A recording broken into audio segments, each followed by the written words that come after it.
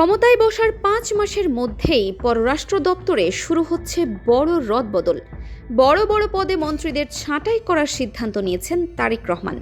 বাইরে থেকে সরকারকে কিছুটা ধীরস্থির কিংবা হয়তো কিছুটা গোমড় দেখালেও তারেক রহমানের এই সিদ্ধান্তে সংসদের ভেতরের দৃশ্য অশান্ত করে তুলেছে। কিন্তু হঠাৎ এই বিশাল রাজনৈতিক পরিবর্তনের নেপথ্যে কী?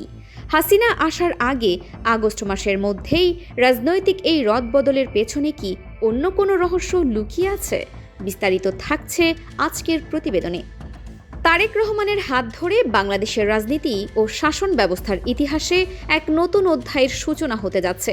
সরকার পরিচালনার মূল কেন্দ্রে গত ৫ মাস ধরে অত্যন্ত গোপনে কাজ করেছে একটি বিশেষ মনিটরিং উইং, যার সরাসরি তদারকি করেছেন তারেক রহমান। সেই সেলের কাজ কোনো রাজনৈতিক প্রচারণা চালানো ছিল না। তাদের মূল দায়িত্ব ছিল প্রতিটি মন্ত্রণালয়ের মন্ত্রী এবং প্রতিমন্ত্রীদের দৈনন্দিন কাজের পারফরমেন্সের একটি নিখুঁত ও চুলচেরা রিপোর্ট কার্ড তৈরি করা। কে কটায় অফিসে আসছেন, কার টেবিলে কতদিন ধরে ফাইল আটকে থাকছে, আর কার কাজের গতি আমজনতার আকাঙ্ক্ষা পূরণে কতটা ব্যর্থ হচ্ছে, তার একটি বাস্তব চিত্র তুলে ধরা। আর এই মূল্যায়নের সবচেয়ে বড় চমক হলো, এখানে কোনো অতীতের ট্যাগ বা রাজনৈতিক পরিচয়ের তোয়াক্কা করা হয়নি। কাজের গতি না থাকলে সোজা বিদায়। শীর্ষ নেতৃত্বের এমন কঠোর বার্তার পর যখন মন্ত্রিসভায় বড় ধরনের রদবদলের গুঞ্জন তীব্র হচ্ছিল, ঠিক তখনই সেই ঝাঁকুনি এসে লেগেছে দেশের মূল প্রশাসনিক কাঠামো এবং বৈশ্বিক কূটনৈতিক মঞ্চে। ঠিক যে মুহূর্তে ঢাকার রাজনৈতিক অন্দরমহলে মন্ত্রীদের কাজের ধীরগতি এবং পারস্পরিক সমন্বয়হীনতা নিয়ে তীব্র বিতর্ক চলছে, ঠিক সেই মুহূর্তেই দেশের অভ্যন্তরীণ প্রশাসনকে গতিশীল করতে সরকারের পক্ষ থেকে এক বিশাল পদক্ষেপ নেওয়া হয়েছে। সদ্য পদোন্নতিপ্রাপ্ত এবং বিশেষ ভারপ্রাপ্ত কর্মকর্তা বা ওএসডি হিসেবে কর্মরত ১০১ জন যুগ্ম সচিবকে একযোগে দেশের বিভিন্ন গুরুত্বপূর্ণ মন্ত্রণালয় ও বিভাগে সংযুক্ত করেছে সরকার। জনপ্রশাসন মন্ত্রণালয়ের এই প্রজ্ঞাপনটি সাধারণ বদলি বা পদায়নের ঘটনা নয়, বরং প্রশাসনের ঝিমিয়ে পড়া গতিকে টেনে তোলার চেষ্টা। সরকারের এই সিদ্ধান্তটি অবিলম্বে কার্যকর করার নির্দেশ দিয়ে পরিষ্কার বুঝিয়ে দেওয়া হয়েছে যে জনস্বার্থ রক্ষায় আর এক মুহূর্ত সময়ও নষ্ট করতে রাজি নন নীতি নির্ধারকেরা।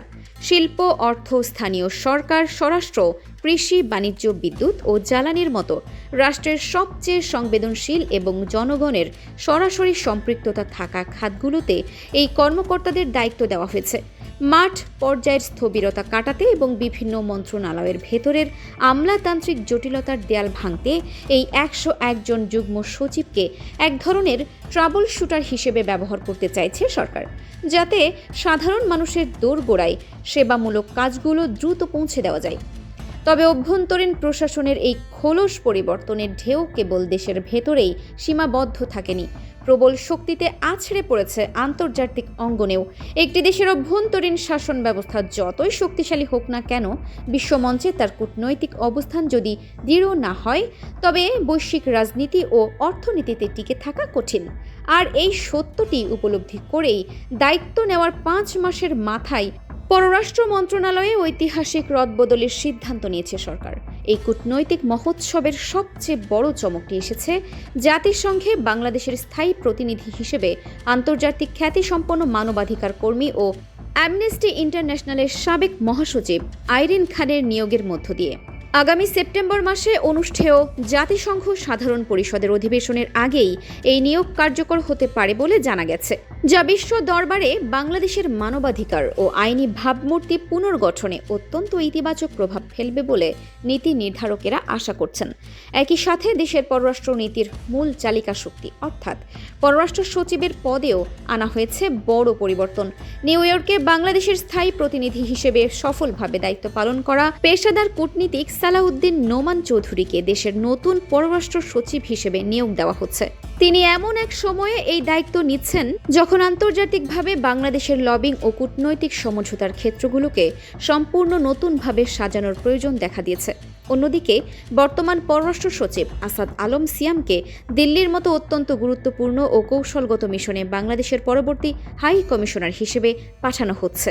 ভূ রাজনৈতিক কারণে ভারতের সাথে সম্পর্ক টিকিয়ে রাখা এবং একই সাথে নিজেদের জাতীয় স্বার্থ আদায় করে নেওয়ার যে কঠিন চ্যালেঞ্জ, তা মোকাবিলা করতেই এই জ্যেষ্ঠ কূটনীতিককে দিল্লিতে পদায়ন করা হয়েছে বলে ধারণা করা হচ্ছে। এই কূটনৈতিক দাবার বোর্ডে আরও কিছু গুরুত্বপূর্ণ গুটি চালানো হয়েছে অত্যন্ত হিসাব নিকাশ করে। বর্তমানে ভারতে নিযুক্ত বাংলাদেশের হাই কমিশনার এম রিয়াজ হামিদুল্লাহকে পাঠানো হচ্ছে জেনেভায় বাংলাদেশের স্থায়ী প্রতিনিধি হিসাবে। আন্তর্জাতিক বাণিজ্য ও মানবাধিকারের অন্যতম প্রধান কেন্দ্র জেনেভায় রিয়াজ হামিদুল্লাহর মতো অভিজ্ঞ কূটনীতিকের উপস্থিতি বাংলাদেশের স্বার্থ রক্ষায় বড় ভূমিকা রাখবে। আর জেনেভার বর্তমান স্থায়ী প্রতিনিধি নাহিদা সোবহানকে ঢাকায় ফিরিয়ে এনে ফরেন সার্ভিস একাডেমির রেক্টর হিসেবে দায়িত্ব দেওয়ার সিদ্ধান্ত হয়েছে, যাতে ভবিষ্যৎ কূটনীতিকদের গড়ে তোলার কাজে তার অভিজ্ঞতাকে কাজে লাগানো যায়। এছাড়া লন্ডনের মতো রাজনৈতিক ও অর্থনৈতিকভাবে অত্যন্ত প্রভাবশালী মিশনে বাংলাদেশের নতুন হাই কমিশনার হিসেবে যাচ্ছেন মোহাম্মদ আব্দুল মুহিত, যিনি এর আগে জাতিসংঘে বাংলাদেশের স্থায়ী প্রতিনিধি হিসেবে অত্যন্ত দক্ষতার সাথে কাজ করেছেন। এই কূটনৈতিক পুনর্গঠনের প্রক্রিয়াটি শুধু পেশাদার কূটনীতিকদের মধ্যে সীমাবদ্ধ রাখা হয়নি, এখানে যুক্ত হয়েছে রাজনৈতিক ও সামরিক প্রজ্ঞার এক মেলবন্ধন। যেমন নিউ ইয়র্কে জাতিসংঘ সদর দপ্তরে বাংলাদেশ মিশনে উপস্থায়ী প্রতিনিধি হিসেবে নিয়োগ পেতে যাচ্ছেন রাজনৈতিক অঙ্গনের পরিচিত মুখ AKM ওয়াহিদুজ্জামান এপেলো।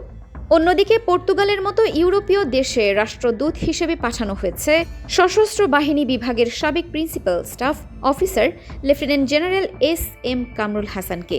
এই ধরনের বৈচিত্র্যময় নিয়োগের মাধ্যমে সরকার আসলে আন্তর্জাতিক মহলে একাধারে রাজনৈতিক লবিং ও পেশাদার কূটনীতির একটি ভারসাম্য তৈরি করতে চাচ্ছে। শুধু এই প্রধান মিশনগুলোই নয়, মরিশাস, ডেনমার্ক, আয়ারল্যান্ড এবং আর্জেন্টিনার মতো দেশগুলোতেও নতুন রাষ্ট্রদূত পাঠিয়ে সরকার তার বৈশ্বিক নেটওয়ার্ককে নতুন করে চাঙ্গা করছে।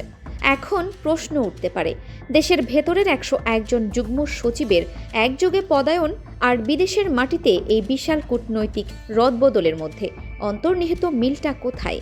একটু গভীরভাবে বিশ্লেষণ করলে দেখা যাবে এই দুটি পদক্ষেপই আসলে একটি বৃহৎ এবং সমন্বিত পরিকল্পনার অংশ। ভেতরের আমলাতান্ত্রিক সিন্ডিকেট ও স্থবিরতা ভাঙার জন্য যেমন যুগ্ম সচিবদের বিভিন্ন মন্ত্রণালয়ে ছড়িয়ে দেওয়া হয়েছে, ঠিক তেমনি আন্তর্জাতিক অঙ্গনে দেশের নতুন রাজনৈতিক বাস্তবতাকে তুলে ধরতে এবং বৈশ্বিক সমর্থন আদায় করতে মিশন প্রধানদের পরিবর্তন করা হয়েছে। কারণ কোনো দেশের অভ্যন্তরীণ উন্নয়ন ও প্রশাসনিক সংস্কার তখনই সফল হয় যখন বাইরের বিশ্ব থেকে তার পক্ষে জোরালো সমর্থন এবং অর্থনৈতিক সহযোগিতা আসে। সরকারের এই দ্বিমুখী শুদ্ধি অভিযান ও সংস্কার প্রক্রিয়ার পেছনে আরও একটি বড় কারণ হল বিগত সময়ের কিছু বিতর্কিত ঘটনা ও প্রশাসনিক ত্রুটি। প্রশাসনের ভেতরে এখনও ওত পেতে থাকা পুরনো সিন্ডিকেটের কিছু কার্যকলাপ শীর্ষ নেতৃত্ব তারেক রহমানকে বেশ বিব্রত করেছে।